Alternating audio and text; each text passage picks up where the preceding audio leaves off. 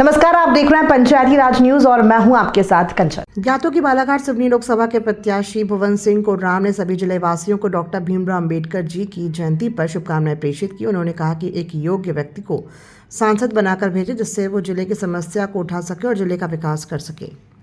वो आपकी दुख दर्द को समझने वाला, आपकी समस्याओं के साथ में संघर्ष करने वाला व्यक्ति को सदन में नहीं भेजेंगे, चाहे वो विधानसभा हो चाहे लोकसभा में, तब तक आपकी आवाज बोलने वाले नहीं। आपने देखा है आज कि कमलेश्वर डोडियार की जो बात कर रहे हैं, ये इसी व्यवस्था से जन्मा हुआ आदमी है, पूरे समाज ने उनको उठाया है। आज अकेला व्यक्ति, हमारे को पहले कहा जाता था कि अकेला व्यक्ति निर्दलीय क्या करेगा, लेकिन एक पार्टी का एक आदमी पूरे विधानसभा को हिला के रख दिया है। जो आदिवासियों की बात उन्होंने उठाई है, पूरा विधानसभा हिल गया है। ऐसे ही वहां पे राजस्थान में इसी प्रकार की क्रांति आई है कि सामूहिक निर्णयों से उन्होंने प्रत्याशी बनाया, सामूहिक निर्णयों से उसको जीत दिलाई। उसका नाम है राजकुमार रॉय। आपने देखा होगा मीडिया में। वो आदमी पहली बार इस देश का कोई भी आदिवासी ऐसा नहीं बोल पाया किसी भी सदन में कि ये सदन किसी मोदी के लिए नहीं है, ये सदन किसी राजीव गांधी के लिए नहीं है, किसी अमित शाह के लिए नहीं है, किसी राजनाथ सिंह के लिए नहीं है। ये सदन कमजोर वर्गों की समस्याओं पर बात रखने का है, उसकी समस्याओं का निदान निकालने के लिए है। अब सोच लीजिए कि वो मुंह पे पूरे नाम लेकर बोला उस व्यक्ति ने। तो ये विचारधारा कब आई? जब वो स्वतंत्र था। लेकिन कांग्रेस बीजेपी में जाकर हमारे लोग मानसिक गुलामी की जंजीरों में जकड़े रहते हैं, और जब तक कि वो उसका आका जब तक ना बोले कि ये बोलना है, तब तक वो कुछ नहीं बोलेगा, मुंह नहीं खोलेगा और हमारी बात रखेगा नहीं। इतने सारे संशोधन हुए, कांग्रेस ने 65 साल राज की, और 65 साल में संविधान के हमारे जो संवैधानिक अधिकारों को कितना कमजोर किया गया, कितना बेअसर किया गया, उसकी जिम्मेदारी कांग्रेस सरकार की थी। हम कहते थे कि कांग्रेस सरकार हमारी बहुत बड़ी हितैषी है, और बहुत हमारे पुरखे भी कहते थे कि हम गला कटा देंगे लेकिन कांग्रेस को ही वोट देंगे। क्योंकि जब इंदिरा गांधी के समय में जब उन्होंने कहा कानून कि हमने आप लोगों की जमीन बचाकर हमने आप लोगों के लिए कानून लाया है, तो उस समय हमारे लोग समझ नहीं पाए क्योंकि उन्हें संविधान का ज्ञान नहीं था। जबकि हमको बिरसा मुंडा जी ने अंग्रेजी को समय में भी भूमि संपादन अधिनियम उसी समय लागू था, और उस समय से 1950 में भी उसी को बाबा साहब अम्बेडकर और हमारे जयपाल सिंह मुंडा जी ने उसको एज इट इज उस संविधान में लाया। फिर भी वो 15-16 साल तक वो कानून को लागू नहीं किया गया। जब उन्हें वोट मांगने की जब तकलीफ हुई, तब आदिवासियों को रिझाने के लिए ये वाला कानून को बताया गया कि हाँ ये कानून हमने बनाया, और जब से हमारे आदिवासी इस प्रलोभन में गए, लेकिन कभी भी समीक्षा नहीं की।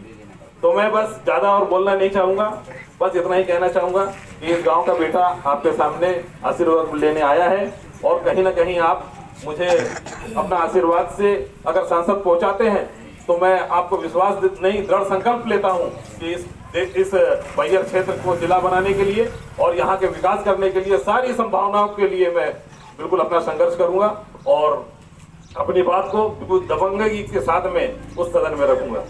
बस इतना कहकर मैं अपने वाणी को विराम देता हूँ। जय सेवा, जय जवान।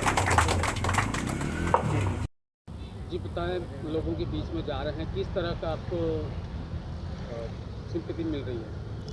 सबसे पहले तो मैं आज संविधान निर्माता बाबा साहेब अम्बेडकर की जयंती के अवसर पर सभी देशवासियों को मैं हार्दिक शुभकामनाएं प्रेषित करता हूं। और जिस प्रकार से मैं इस लोकसभा में प्रत्याशी के रूप में चुनौती स्वीकार की है, और जिस भी जगह मैं जा रहा हूं वहां पर मैं सभी को बोल रहा हूं कि भाई अगर सांसद बनाकर भेजना है तो ऐसा योग्य प्रत्याशी को भेजना है आपको, जो आपकी सारी समस्याओं को लेकर वहाँ अपनी आवाज़ बुलंद कर सके, और ऐसा अनुभव हो जिसके पास में कि संघर्ष करने का अनुभव बहुत ज़रूरी है।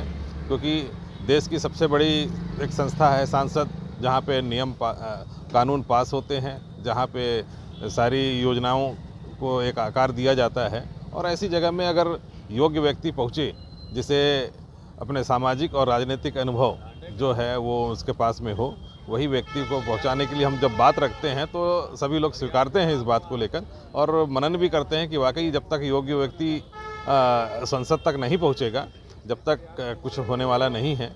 तो इस बात को लोगों ने समझा है कि पार्टी अपना एजेंडा लेके ज़रूर आती है, बड़े बड़े सब्जबाग दिखाती है, और जो प्रत्याशी होता है वो गुमसुम संसद और विधानसभा में बैठा होता है।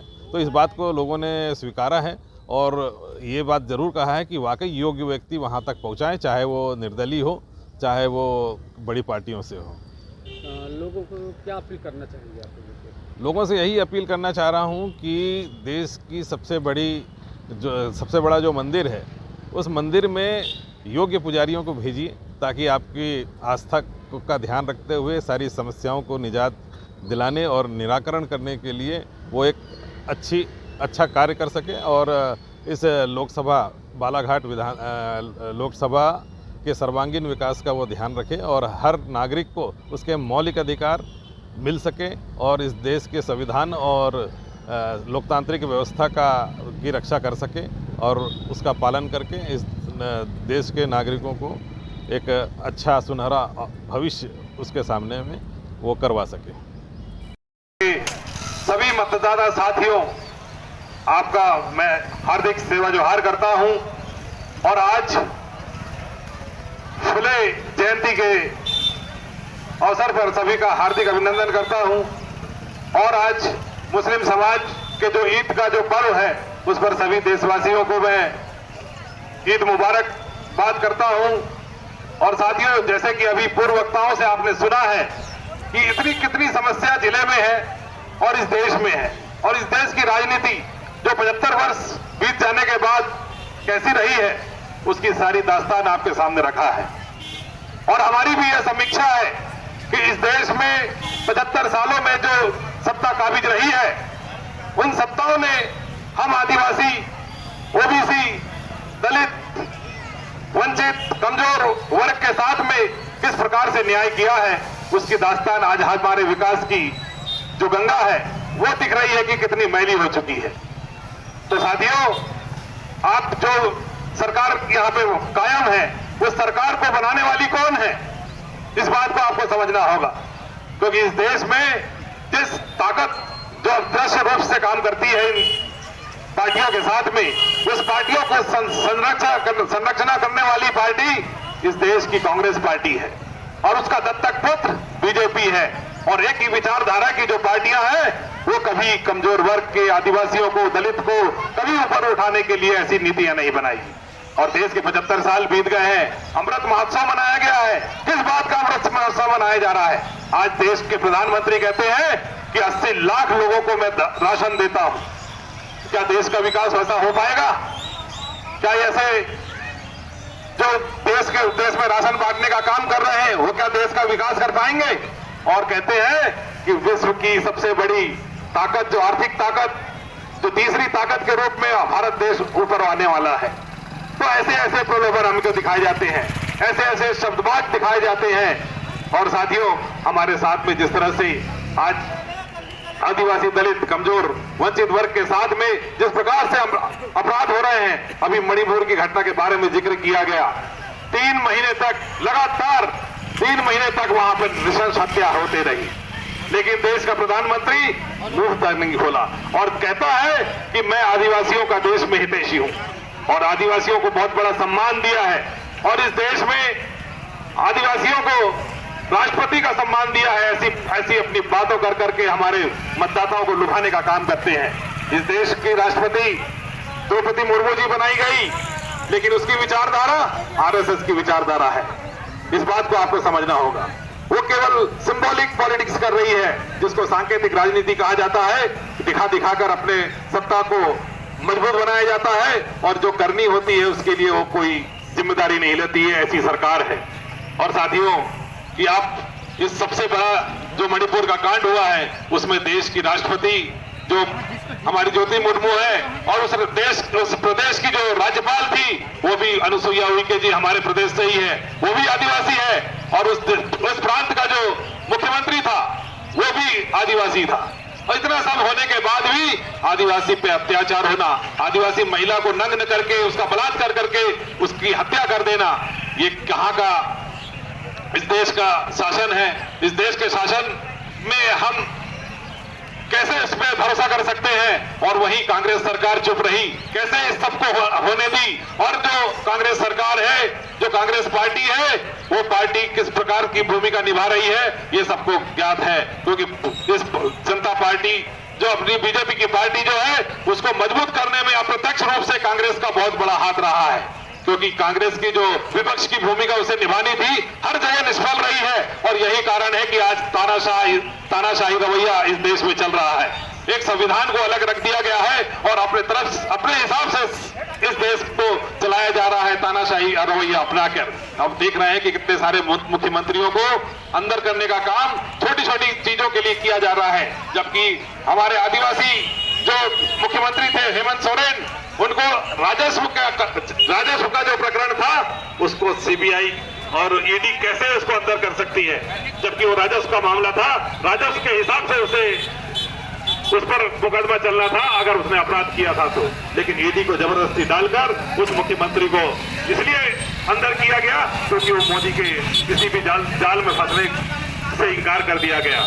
साथियों, इस प्रकार की जो सरकार है उसका विरोध करना हमारा काम है, और विपक्ष की भूमिका निभाना। हम इस देश में बोलते हैं कि कांग्रेस बड़ी पार्टी है, लेकिन बड़ी पार्टी ही सबसे बड़ा उसका साथ देकर उसको तानाशाही बनने पे मजबूर कर रही है। इसलिए हम कहते हैं कि ये दोनों भाई जो हैं वो चोर चोर मौसेरे भाई हैं। और साथियों, ये देश में तीसरे विकल्प की बहुत बड़ी जरूरत है, और तीसरे विकल्प के रूप में जो इंडिया आ रहा है उस इंडिया में हम भी शामिल होंगे।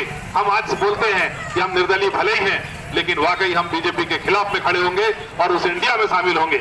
लेकिन कांग्रेस ने जिस प्रकार से हमारे आम आदिवासियों के साथ में अत्याचार और हमारे संवैधानिक अधिकारों को 65 साल की राजनीति में पूर्ण तरीके से नहीं दिया, इसके बाद इस बात को हमारे साथियों ने रखा है, तो इस बात को भी हमको समझना है। और इस लोकसभा में इतना ज्यादा हमारे वोट बैंक होने के कारण बाद भी आज तक हमें किसी प्रत्याशी को सम्मान नहीं दिया गया, चाहे वो बीजेपी हो चाहे कांग्रेस हो। तो यही एक कारण है कि 8 लाख आदिवासियों के ऊपर 1% का जो समाज है जिसका कोई योग्यता नहीं है, वैसे व्यक्ति को कांग्रेस सरकार ने उसमें बैठाया है, उसे प्रत्याशी बनाया है। और ऐसे ही बीजेपी की जो भारती पारदी जी है उसका भी कोई ऐसा राजनीतिक योगदान नहीं है, ऐसा कोई सामाजिक योगदान नहीं है। इन दोनों को इसलिए उतारा गया है कि ये गुलाम बनकर वहां पर बैठे रहें और इस क्षेत्र की संख्या, इस क्षेत्र की जो समस्याएं हैं उन समस्याओं को वहां पर बोल ना सके। तो साथियों, इस बात को समझना है, और योग्य व्यक्ति जो इस लोकसभा क्षेत्र के सर्वांगीण विकास की बात करें, इस क्षेत्र के पूरे सामूहिक जो समस्याएं हैं उनके लिए संघर्ष करें, और जो यहाँ पे जो संसाधन है उसके कारण यहाँ उसको सही तरीके से उसका उपयोग में लाए, ताकि यहाँ के रोजगार की व्यवस्था हो, शिक्षा की व्यवस्था हो, यहाँ की पलायन करने की जो समस्याएं हैं, यहाँ से विस्थापन की समस्याएं हैं, बहुत सारी ऐसी समस्याएं हैं जिससे निजात पाने के लिए ऐसे व्यक्ति को आपको चुनना होगा जो व्यक्ति